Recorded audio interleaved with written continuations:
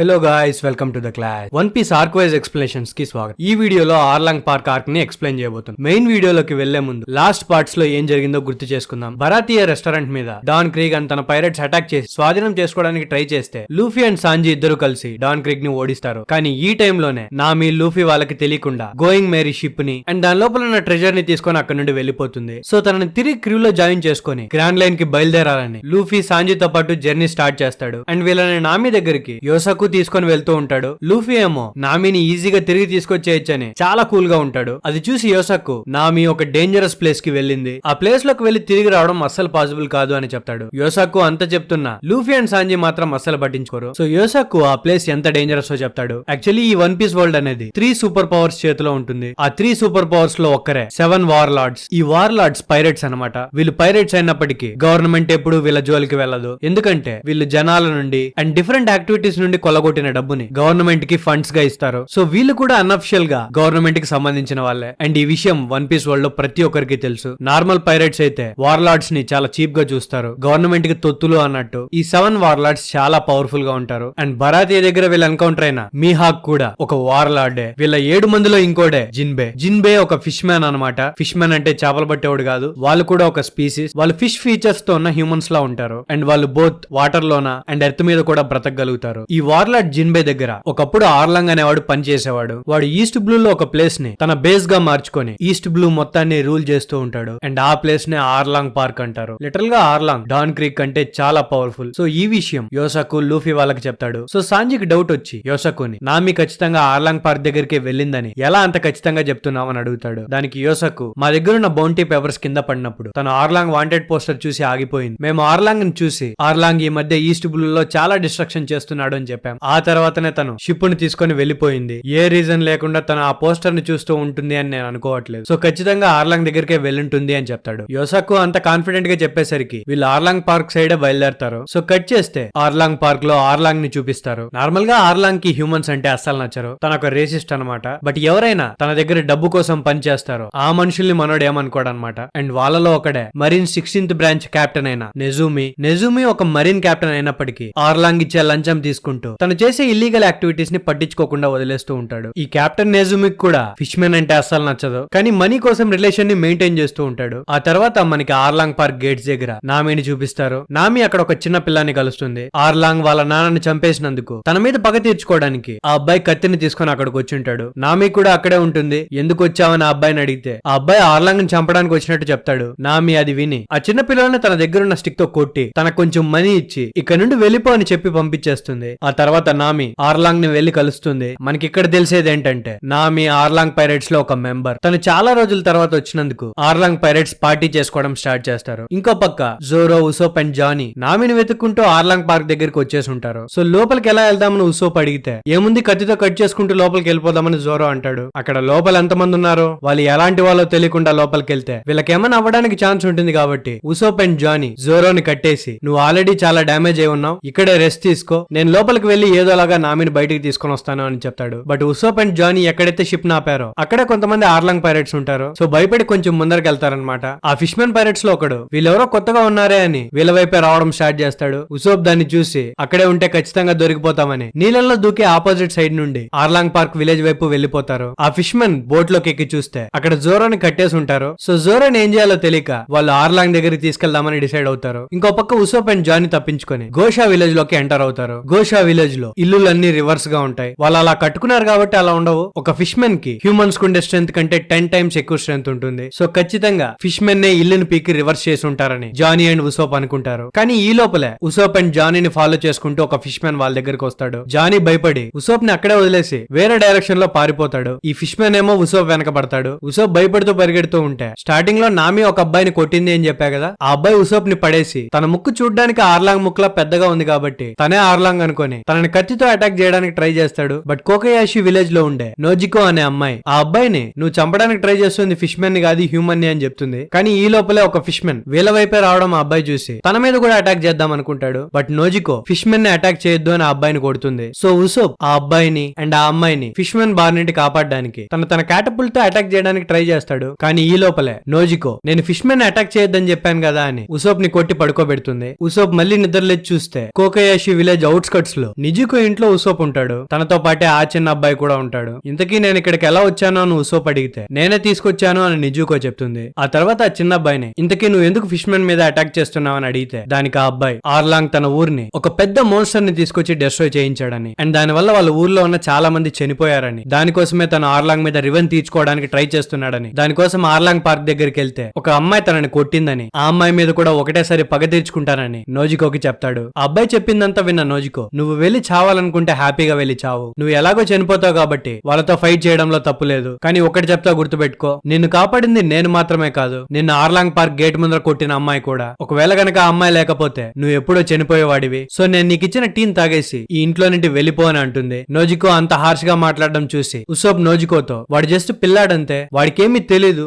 ఎందుకని అలా మాట్లాడుతున్నావు అని అరుస్తాడు. దానికి నోజికో నాకు తెలిసిన ఒక చిన్న అమ్మాయి ఫ్యూచర్ బెటర్ గా ఉంటుంది అని చావు కంటే భయంకరంగా ఉండే జీవితాన్ని సెలెక్ట్ చేసుకుంది. అలాంటి వాళ్ళు ఉన్నప్పుడు వీడు ఊరికే చావాలనుకుంటున్నాడు, వీడితో ఇలా మాట్లాడడంలో తప్పేముంది అని అంటుంది. దానికి ఆ అబ్బాయి అయితే నన్ను ఏం చేయమంటావు అని అడుగుతాడు. దానికి నోజికో చనిపోయింది మీ నాన్న మాత్రమే కదా, మీ అమ్మ పరిస్థితి ఏంటి, ఖచ్చితంగా మీ అమ్మ నీ గురించి బాధపడుతూ ఉంటుంది, నువ్వు తనని బాగా చూసుకో అని చెప్పి నోజికో తనని వాళ్ళ అమ్మ దగ్గరికి పంపించేస్తుంది. అదంతా చూసి ఉసోప్ చాలా హ్యాపీగా ఫీల్ అవుతాడు. ఒకరితో ఒకరు మాట్లాడుకున్న తర్వాత ఉసోప్ నామి గురించి అడిగితే నామి ఆర్లాంగ్ పైరేట్స్ లో ఒక మెంబర్ అని, నోజికోతో పాటు చిన్నప్పటి నుండి కలిసి పెరిగిన తన సిస్టర్ అని ఉసోప్ తెలుసుకుంటాడు. యాక్చువల్లీ నోజికో అండ్ నామి ఇద్దరు సొంత సిస్టర్స్ కాదు, వాళ్ళిద్దరు ఆర్ఫన్స్. సో ఒక ఆమె వాళ్ళిద్దరిని దత్తత తీసుకుని పెంచుకునేదన్నమాట. వాళ్ళమ్మ చనిపోయిన తర్వాత నామి ఆర్లాంగ్ పైరేట్స్ తో జాయిన్ అయ్యి సొంత ఊరినే మోసం చేసి ఉంటుంది. ఈ విషయం తెలుసుకున్న ఉసోప్ చాలా కోపంగా ఫీల్ అవుతాడు. ఎందుకంటే సిరప్ విలేజ్ ని కూరో నుండి సేవ్ చేసినప్పుడు అందరికంటే ఎక్కువ హ్యాపీగా నామి ఫీల్ అయి ఉంటుంది. అలాంటి నామి తన సొంత ఊరికే అగైన్స్ట్ గా మారిందంటే ఖచ్చితంగా తన సిరప్ విలేజ్ గురించి కూడా ఫేక్ గా హ్యాపీగా ఫీల్ అయినట్టు యాక్ట్ చేసిందని ఉసోప్ అనుకుంటాడు. ఇదంతా డబ్బు కోసమే చేసింది అనుకుంటాడు. ఆ ఫిష్ మెన్ తో ఫైట్ చేయడం ఉసోప్ వల్ల కాదు కాబట్టి అండ్ ఎలాగో నామి నిజస్వరూపం తెలిసిపోయింది కాబట్టి అక్కడుండి వేస్ట్ అని గోయింగ్ మేరీ షిప్ ని తీసుకొని అక్కడ నుండి వెళ్ళిపోదాం అనుకుంటాడు. లక్కీగా షిప్ కూడా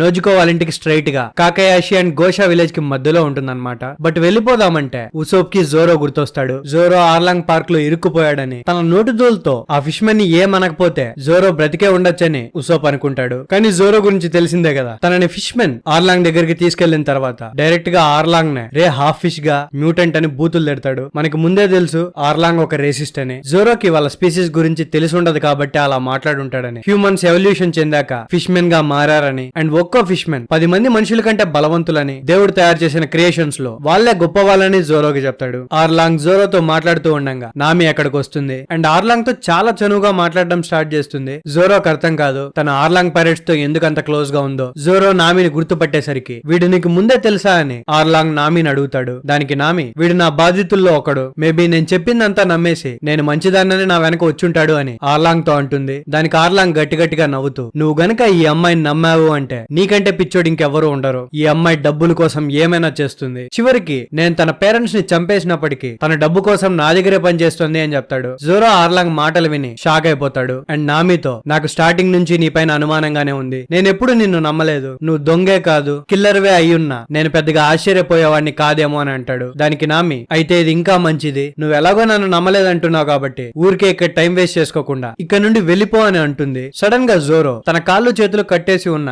అలాగే స్విమ్మింగ్ పూల్ లోకి పడిపోతాడు. అక్కడున్న వాళ్ళకి అందరికీ తెలుసు చేతులు కాళ్ళు కట్టేసిన హ్యూమన్ నీళ్లలో పడితే బ్రతకడానికి ఛాన్సే ఉండదు, ఖచ్చితంగా చచ్చిపోతాడు, వదిలేయండి అని ఆర్లాంగ్ అంటాడు. కానీ ఈలోపే నామి స్విమ్మింగ్ పూల్ లోకి దూకి జోరోని బయటకు తీసుకొస్తుంది. అప్పుడు జోరో నామితో మెల్లగా ఒక మనిషి నీ కళ్ళ ముందర చచ్చిపోతే చూడలేవు, అలాంటి నువ్వు ఇలాంటి వాళ్ళతో ఉన్నావంటే ఖచ్చితంగా యాక్ట్ చేస్తున్నావని నాకు అర్థమైంది, అయితే నేననుకున్నట్టే నువ్వు చెడ్డదానివి కాదనమాట అని జోరో అంటాడు. ఇప్పుడు జోరో నామి యొక్క మంచితనాన్ని టెస్ట్ చేశాడనమాట, అందుకే నమ్మలేదు అది ఇది అని తిడతాడు. నామి తనని కాపాడేసరికి వాళ్ళతో ఉన్నప్పుడు తను చేసింది యాక్టింగ్ కాదని అర్థం చేసుకుంటాడు. జోరో అలా మాట్లాడేసరికి నామి అందరి ముందు జోరోని ఇష్టం వచ్చినట్టు కొట్టడం స్టార్ట్ చేస్తుంది అండ్ పక్కకు వచ్చేసరికి ఆర్లాంగ్ నామిని ఇంతకీ వీణ్ణేం చేయబోతున్నావు అని అడుగుతాడు. దానికి నామి ప్రస్తుతానికైతే వీని సెల్లో లాక్ చేద్దాము, ఆ తర్వాత వీడి సంగతి చూద్దాము అని చెప్తుంది. కానీ ఈలోపే ఉసోప్ వెనకాల పడిన ఫిష్ మెన్ ఆర్లాంగ్ దగ్గరకు వచ్చి ఇలా ఒక పెద్ద ముక్కోడు కోకయాషి విలేజ్ సైడ్ వెళ్ళాడు అని చెప్తాడు. దానికి ఆర్లాంగ్ వాడు కరెక్ట్ ఊర్లోకే వెళ్ళాడు, నాకు కూడా కోకయాషి విలేజ్ లో పనుంది అని ఆర్లాంగ్ పైరేట్స్ అందరూ కోకయాషి విలేజ్ వైపు వెళ్తారు. కోకయాషి విలేజ్ లో గెంజో అనే మిడిల్ ఏజ్డ్ పర్సన్ ఉంటాడు. 3 days బ్యాక్ తన దగ్గర ఒక వెపన్ ని ఆర్లాంగ్ పైరేట్స్ చూసి ఉంటారు అండ్ దాన్ని సీజ్ చేసి ఉంటారు. ఆర్లాంగ్ దాని గురించి మాట్లాడడానికి కోకయాషి విలేజ్ కి వెళ్ళుంటాడు. ఆర్లాంగ్ గెంజోని నీ దగ్గర వెపన్ ఎందుకుంది అని అడిగితే గెంజో నాకు చిన్నప్పటి నుంచి వెపన్స్ అంటే చాలా ఇష్టం, వాటిని కలెక్ట్ చేయడం అంటే ఇంకా ఇష్టం, అందుకే కలెక్ట్ చేస్తున్నా ఇస్తున్నాను అని చెప్తాడు. దానికి ఆర్లాంగ్, వెపన్స్ అనేటివి వార్ చేయడానికి మాత్రమే కాదు, వెపన్స్ పీస్ కోసం కూడా ఉపయోగపడతాయి. నా రూల్ లో 20 విలేజెస్ ఉన్నాయి. రూలర్స్ కి రెబల్స్ ఎప్పుడు ప్రాబ్లం క్రియేట్ చేస్తారు. నేను గోషా విలేజ్ ని డిస్ట్రాయ్ చేసింది అందుకే. ఈ విలేజెస్ లో ఉన్న ప్రతి ఒక్కరు నాకు డబ్బులు పే చేయాల్సిందే. ఒకవేళ అలా చేయలేదు అంటే నాకు అగైన్స్ట్ గా మారినట్టే. సో విలేజ్ ఒక్కడు రెబల్ గా మారిన మొత్తం విలేజ్ ని డిస్ట్రాయ్ చేస్తాను అని చెప్పడానికే ఆర్లాంగ్ గోషా విలేజ్ ని డిస్ట్రాయ్ చేసి ఉంటాడు. అండ్ వీళ్ళు ఆర్లాంగ్ ఇచ్చే మనీతోనే ఈస్ట్ బ్లూ లో ఒక సెపరేట్ నేషన్ ని ఆర్లాంగ్ కట్టుకోవడానికి ట్రై చేస్తూ ఉంటాడు. తను కట్టబోయే ఈ సామ్రాజ్యంలో కోకయాషి విలేజ్ అనేది చాలా ఇంపార్టెంట్ ప్లేస్. అలాంటి ప్లేస్ లో ఒకడు వెపన్ వాడుతున్నాడు అంటే వాడు ఖచ్చితంగా తనకి అగైన్స్ట్ గా మారాడని ఆర్లాంగ్ అనుకుంటాడు. తను అలాగే బ్రతుకుంటే తనకి ఎప్పటికైనా ప్రాబ్లమే కాబట్టి తనని ఇష్టం వచ్చినట్టు కొడుతూ ఉంటాడు. అండ్ ఈ మొత్తం కాన్వర్సేషన్ ని నోజుకో అండ్ ఉసోప్ ఇద్దరు దాక్కుని చూస్తూ ఉంటారు. ఆర్లాంగ్ కెన్జోని ఎక్కడ చంపేస్తాడు అని. నోజుకో ఆర్లాంగ్ ని ఆపి, మేము 8 ఏళ్లుగా నీకు మనీ పే చేస్తున్నాం, ఎప్పుడు ఒక్కసారి కూడా కంప్లైంట్ చేయలేదు, అయినా మేము మీకు రెబల్స్ లా మారతామని ఎందుకు అనిపిస్తోంది అని గెన్జోను వదిలేయమంటుంది. దానికి ఆర్లాంగ్, వీడి దగ్గర వెపన్ ఉండడం నాకు ఎప్పటికైనా ప్రాబ్లమే, మీరు సైలెంట్ గా ఉంటే వీని మాత్రమే చంపుతాను, కాదని ఎవరైనా మాట్లాడితే ఈ విలేజ్ ని కూడా డెస్ట్రాయ్ చేస్తాను అని చెప్తాడు. ఆ తర్వాత కెన్జోని దారుణంగా కొట్టడం స్టార్ట్ చేస్తాడు. ఆ విలేజ్ లో ఉన్న వాళ్ళందరూ ఆర్లాంగ్ ని వద్దు వద్దు అని బతిమాలుకుంటారు. కానీ కెన్జో ఆ విలేజర్స్ తో, మనం ఇన్ని రోజులు వీడికి అగైన్స్ట్ గా వెళ్ళకపోవడానికి ఒక రీజన్ ఉంది, మనం గనక పోరాడి చనిపోవాలి అనుకుంటే ఎప్పుడో పోరాడి చనిపోయే వాళ్ళం, ఇన్ని రోజులు ఆగినందుకు ఒక మీనింగ్ ఉండాలి, మీరు నా కోసం రెబల్స్ లా మారకండి, లేదంటే వీడు ఖచ్చితంగా మన ఊరిని డిస్ట్రాయ్ చేస్తాడు అని చెప్పి తన దగ్గర దెబ్బలు తింటూ ఉంటాడు. ఆర్లాంగ్ కెన్జోని పూర్తిగా చంపేస్తాడు అనుకునే టైంలో ఉసోప్ ఆర్లాంగ్ మీద అటాక్ చేసి ఒక బిల్డింగ్ టాప్ మీద నిల్చొని, నేను ది గ్రేట్ పైరట్ ఉసోప్ ని, నా కింద 8,000 మంది సబార్డినేట్స్ ఉన్నారు, కుదిరితే ఇప్పుడే ఇక్కడ నుండి పారిపోండి లేకపోతే మీ పని అయిపోతుంది అని భయపెడతాడు. అక్కడే ఫిష్మెన్స్ లో ఒకడు ఉసోప్ ని గుర్తుపట్టి, నేను చెప్పింది వీడి గురించే అని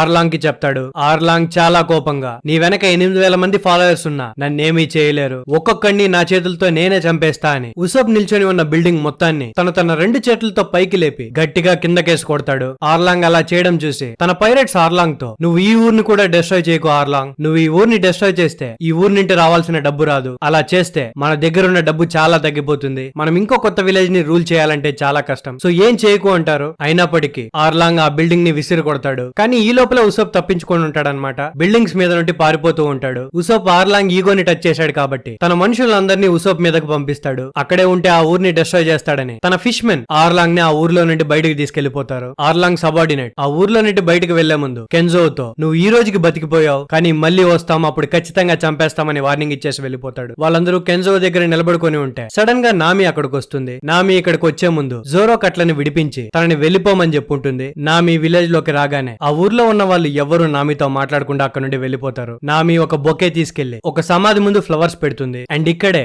నామికి నోజుకోకి మధ్యలో కాన్వర్సేషన్ జరుగుతుంది. ఈ కాన్వర్సేషన్ లో మనకు తెలిసేది ఏంటంటే, నామి ఇన్ని రోజులు దొంగతనాలు చేసింది, డబ్బులు కలెక్ట్ చేసింది తన విలేజ్ ని ఆర్లాంగ్ బార్ నుండి విడిపించడానికి. ఆర్లాంగ్ డబ్బు కోసం ఏమైనా చేస్తాడని నామికి తెలుసు. సో నామి 100 మిలియన్ బెర్రీ ఇస్తే తన విలేజ్ ని వదిలేస్తానని ఆర్లాంగ్ ప్రామిస్ చేసి ఉంటాడు. అండ్ దానికోసమే నామి ఆర్లాంగ్ దగ్గర పని చేస్తూ ఉంటుంది. ఇంకో పక్క ఆర్లాంగ్ పార్క్ లో నామి జోరోని వెళ్లిపోమని చెప్పినప్పటికీ జోరో వెళ్లి ఉండడు. ఆర్లాంగ్ పార్క్ లో ఉన్న ప్రతి ఒక్క ఫిష్ మెన్ ని కొట్టి పడుకోబెట్టుంటాడు. అండ్ ఆర్లాంగ్ ఏ సీట్ లో అయితే కూర్చున్నాడో అదే సీట్ లో దర్జాగా కూర్చుంటాడు. ఆర్లాంగ్ పైరట్స్ ఉసోప్ వెనకాల వెళ్లారు కాబట్టి తనకేం జరిగింది అండ్ లూఫీ వాళ్ళు ఆర్లాంగ్ పార్క్ కి ఇంకా ఎందుకు చేరుకోలేదు మనం నెక్స్ట్ పార్ట్ లో తెలుసుకుందాం. సెకండ్ పార్ట్ వెన్స్డే రిలీజ్ అవుతుంది. So thank you guys last వరకు చూసినందుకు. మళ్ళీ నెక్స్ట్ వీడియోతో వెంటనే వచ్చేస్తా. అప్పటి వరకు జాగ్రత్త. Love you.